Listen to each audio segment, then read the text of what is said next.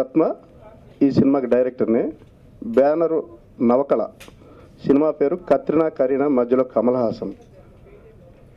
ఈ సినిమా మేము చాలా అవస్థలు పడి గందరగోళం అయ్యి చాలా ఇబ్బందులు పడి మొత్తానికి సినిమా కంప్లీట్ చేశాము.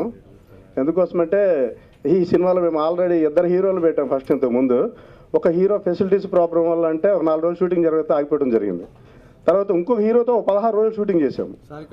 అతను కూడా ఫెసిలిటీస్ విషయంలోనే అది ఇది అని అంటే ముందు మాట్లాడుకున్నాం, అన్ని పద్ధతిగా మాట్లాడుకుని అన్నీ అయింది. తర్వాత అతను కూడా మరి అతను ఆబ్లిగేషన్స్ రకరకాల ఇష్యూలు వచ్చేసరికి మళ్ళీ తట్టుకోలేమని చెప్పేసి 16 రోజులు షూటింగ్ చేసి అదంతా వెర్షన్ పక్కన పెట్టడం జరిగింది. ఫైనల్గా శశాంక్ మౌళి అనే ఆయన్ని సెలెక్ట్ చేసి పెట్టుకున్నాము. ఈ క్రమంలో చాలా టైం అయిపోయింది, చాలా అమౌంట్ కూడా కిల్ అయిపోయాము. అటువంటి ఇబ్బందులన్నీ ఎదుర్కొని ఫైనల్గా ఇప్పుడు అనుకున్న ఆర్టిస్టులతో ఫుల్ ఫ్లెడ్జ్డ్గా సినిమా కంప్లీట్ చేసి మేము సెన్సార్ దగ్గరికి వెళ్ళేసరికి మాకు అక్కడ భయంకరమైన చుక్కలు కనిపించాయండి. జనరల్గా హేలీతో ఒక చుక్క 75 సంవత్సరాలకు ఒకసారి కనిపిస్తుందంట, కానీ మాకు సెన్సార్ వాళ్ళు 2 వెర్షన్స్లో 2 హేలీలు చూపించారు ఒక ఇయర్లో. ఎట్లాగంటే ఫస్ట్ ఈసీకి మేము సబ్మిట్ చేసి వెళ్ళాము. వెళ్ళిన తర్వాత ఆ ఈసీలో ఆఫీసరు 4 మెంబర్స్ సినిమా చూశారు. చూసిన తర్వాత పిలిచారు, మాట్లాడారు. మీ సినిమా సెన్సార్ రిజెక్ట్ చేస్తున్నామండి అన్నారు. కారణం ఏంటని నేను అడిగాను. అడిగితే అందరికీ తెలిసిన కారణమే అన్నారు ఆయన. అదే ఏంటండి అని అంటే అదేంటి అందరికీ తెలిసిన కారణమే అన్నారు మళ్ళీ ఆయన. ఆ కారణం ఏంటో నాకైతే తెలియలే మరి. అంతలో ఒక మెంబర్, ఒక లేడీ, ఒక ఆమె కలగజేసుకుని అసలు ఈ సీన్స్ ఏమిటి, ఈ సీన్స్లో ఈ డైలాగ్స్ ఏంటి, అసలు ఎంత ఇబ్బంది అండి సినిమా చుట్టూ, ఎంత కష్టమైపోయింది అందామె. మేమేమన్నా సజెషన్స్ ఏమన్నా తీసుకోవాలో తెలీదు. ఫైనల్గా అట్లా చెప్పేశారు, బయటకు వచ్చాము. అయిపోయిన తర్వాత నెక్స్ట్ ఒక ఈసీ నుంచి ఆర్సీకి సబ్మిట్ చేశాము. వాళ్ళు ఒక 15 రోజుల తర్వాత వీలు చూసుకుని సినిమా చూశారు. 8 మెంబర్స్ చైర్మన్. వాళ్ళు కూడా అయిన తర్వాత పిలిచారు. వెళ్ళి కూర్చుని ఏమిటండి ఈ విషయం అని అంటే వాళ్ళు ఈసీలో లాగానే ఆర్సీలో కూడా ఈ సినిమాని రిజెక్ట్ చేస్తున్నామండి అన్నారు. కారణం ఏంటి అంటే మీరు ఫర్దర్ స్టెప్కి వెళ్ళిపోండి అని ఒక మాట చెప్పి క్లోజ్ చేశారు వాళ్ళు. ఇక మాకు అనిపించింది మేము ఇంత సెన్సార్ వాళ్ళకి ఇంత దారుణమైన ఫీల్ కలిగిన సినిమా తీసామా అని మాలో మేము తర్కించుకోవడం అయింది. చాలా బాధపడ్డాము. ఫర్దర్ స్టెప్ ఏంటంటే అసలు మాకు ఇంకా అక్కడి నుంచి ఎట్లా వెళ్ళాలి ఏంటనేది కూడా అర్థం కాల.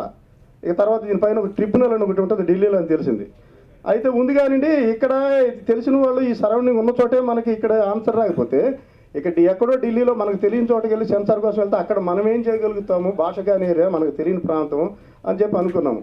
ఇక ఓవరాల్గా మాకు ఏ రకమైన బ్యాక్గ్రౌండ్ లేకపోవడంతో సిస్టమ్ ప్రకారం 1 by 1 అనుకున్నట్లుగా ఆర్సీ నుంచి ట్రిబ్యునల్కి వెళ్ళడానికి ప్లాన్ చేశాము. దాని ప్రకారం ఒక subtitles, script translation, technical యాసెప్టివ్స్ ఇదంతా కలుపుకుని ఒక 1 month టైం పట్టేసింది. అయిపోయిన తర్వాత వాళ్ళకి వెళ్ళి సబ్మిట్ చేస్తే ఆఫ్టర్ 60 days సబ్మిట్ చేసిన తర్వాత 60 రోజులకి వాళ్ళు సినిమా చూశారు. చూసే ముందే కొంచెం మాట్లాడటం కూడా జరిగింది. నేను ఈ సినిమా చేయటానికి కారణాలు అవన్నీ కూడా ఉద్దేశాలు చెప్పాను, ఈ కథ చేయటానికి కారణాలు అవన్నీ చెప్పాను. ఫైనల్గా సినిమా చూసిన తర్వాత వాళ్ళు క్లియర్ సర్టిఫికేట్ ఇస్తున్నామని చెప్పారు. ఖచ్చితంగా 1 week రిపోర్ట్ పంపిస్తామని చెప్పారు. 1 week వాళ్ళు క్లియర్ చేస్తూ సర్టిఫికేట్ ఇస్తూ వితౌట్ కట్తో సినిమా సెన్సార్ అయిందండి.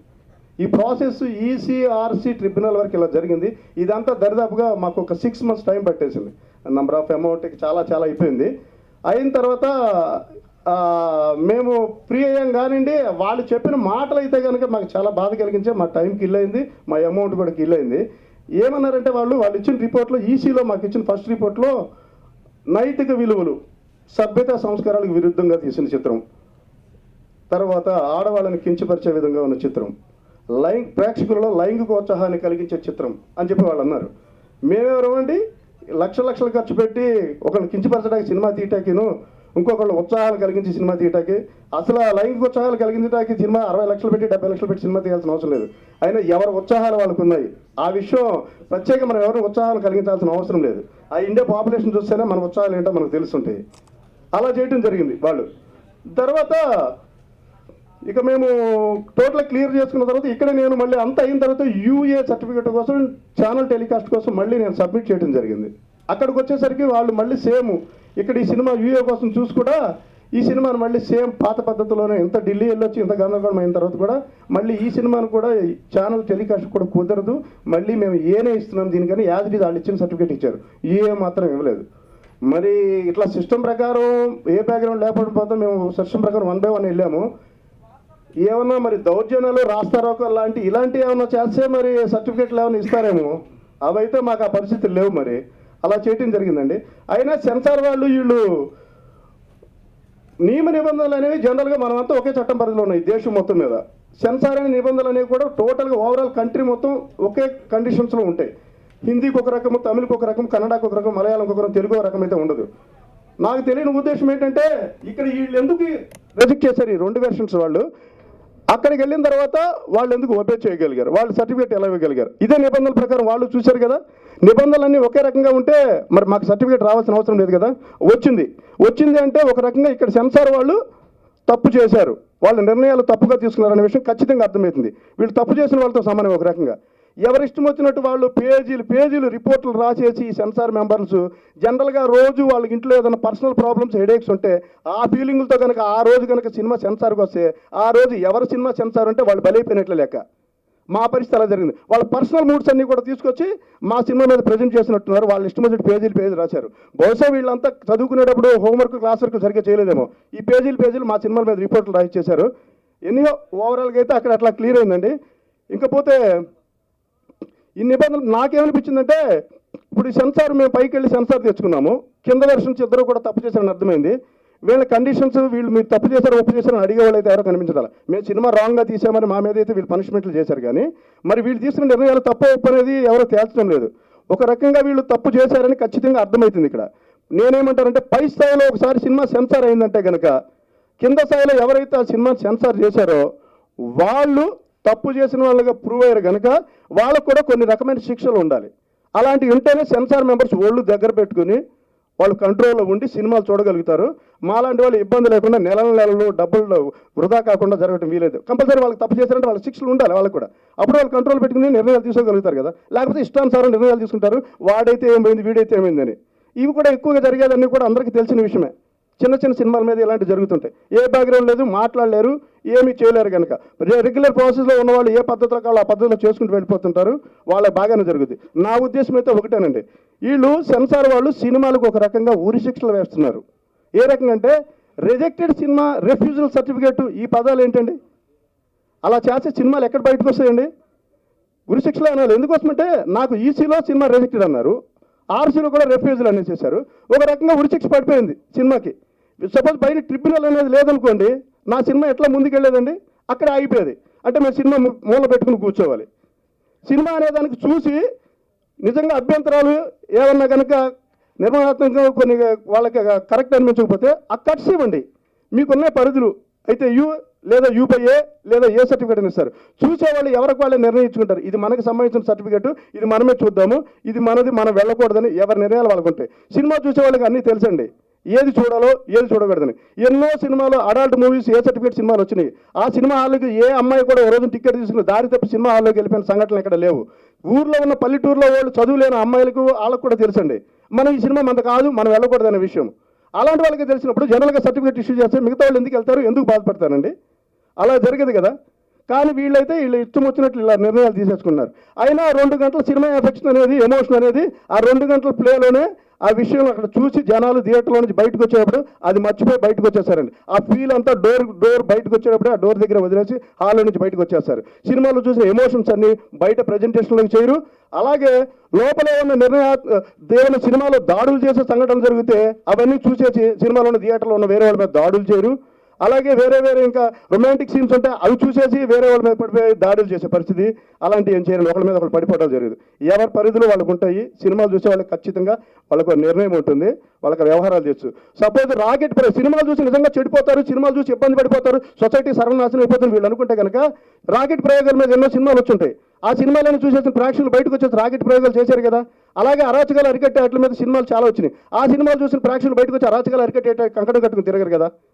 సో లిమిట్ అనేది ఆడియన్స్ ఖచ్చితంగా తెలుసండి, ఒక విలేజ్లో ఉన్న వాళ్ళకి కూడా తెలుసు.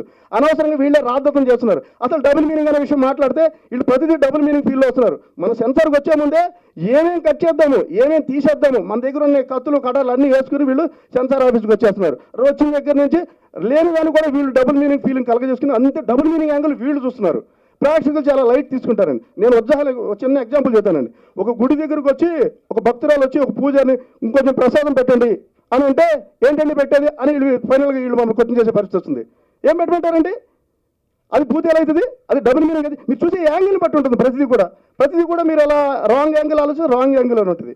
ఫైనల్గా నేను చెప్పేది ఒకటేనండి, ఏంటంటే సినిమా అనేదానికి సర్టిఫికేట్ రెఫ్యూజల్ అనే పదాన్ని తీసేయండి దయచేసి. అభ్యంతరాలు ఉంటే కట్స్ ఇవ్వండి, అవి ఆమోదించుకుంటారు. మీరు ఇచ్చిన సర్టిఫికేట్తో సినిమా రిలీజ్ చేసుకుంటారు. ఏవి చూడాలో ఏవి చూడకూడదు అనేది ప్రేక్షకులు డిసైడ్ చేసుకుంటారు. అది మాత్రం చేయండి.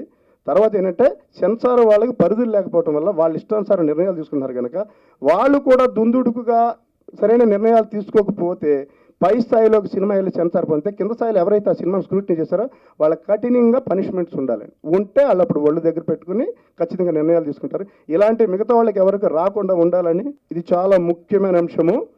ఒక రకంగా చూస్తే ఆడవాళ్ళ పాయింట్ ఆఫ్ వ్యూలో ఇది ఒక పెద్ద సమస్య.